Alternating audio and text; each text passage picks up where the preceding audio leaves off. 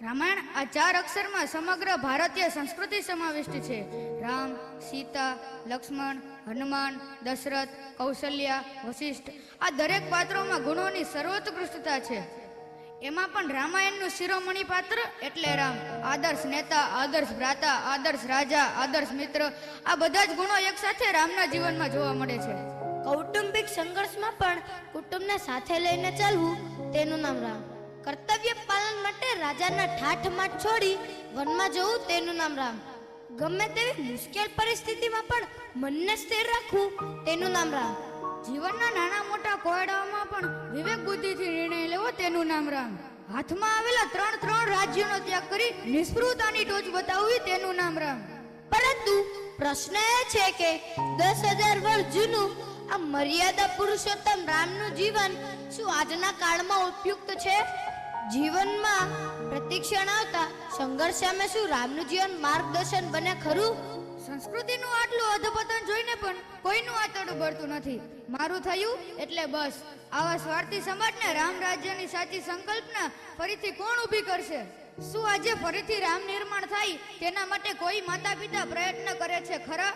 રામે અસુરોનો સંહાર કર્યો, વનવાસ સહન કર્યો અને રાવણને માર્યો. શું આ છે રામાયણ? રામાયણનો અર્થ છે રામ તરફ ગતિ, રામ તરફ માર્ગ. અને આ જેટલું કઠિન છે તેટલું સહેલું પણ છે. રામ બનવા પહેલી મુશ્કેલી તો એ છે કે મર્યાદામાં રહેવું પડશે. અને મર્યાદામાં રહેવું એટલે અહંકાર સળગાવવો. પરંતુ શું આપણે રામ માટે આટલું નહીં કરી શકીએ? આ ભોગવાટની ચમક દમકમાં બધી જ સુખ સુવિધાઓ છે, પણ ક્યાંય રામ દેખાતા નથી. જ્યાં સુધી મારી અંદર રામ નહીં ત્યાં સુધી રામ નામ જપવાનો કઈ અર્થ નહીં. પ્રસન્ન ચિત્તે હસવાની સાથે સાથે ક્ષણે ક્ષણે રડવું એટલે રામ. વિશ્વનો બધો જ વૈભવ મેળવીને તેનો ત્યાગ કરવો એટલે રામ. રામ જ સાધન છે, રામ જ સાધના છે અને રામ જ સિદ્ધિ છે. આવા મર્યાદા પુરુષોત્તમ શ્રી રામના આપણે ભક્ત છીએ. પરંતુ જો આપણે કામ ક્રોધને વશ થઈ જઈશું તો કેવી રીતે રામ ભક્ત કહેવાશું?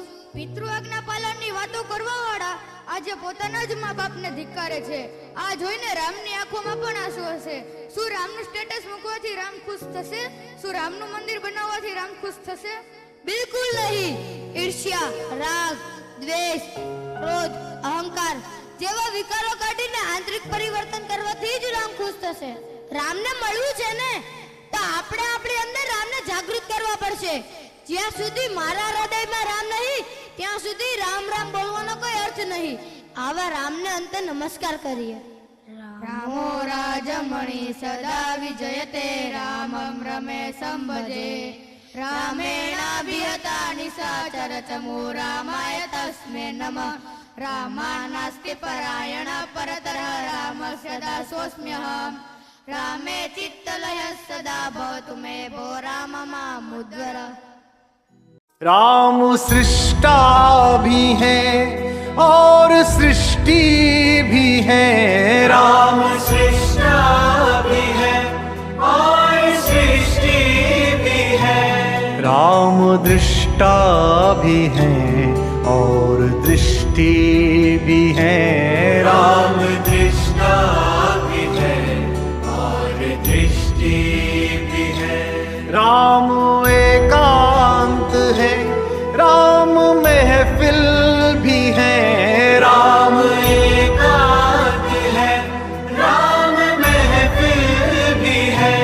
राम रास्ता भी है, राम मंजिल भी है।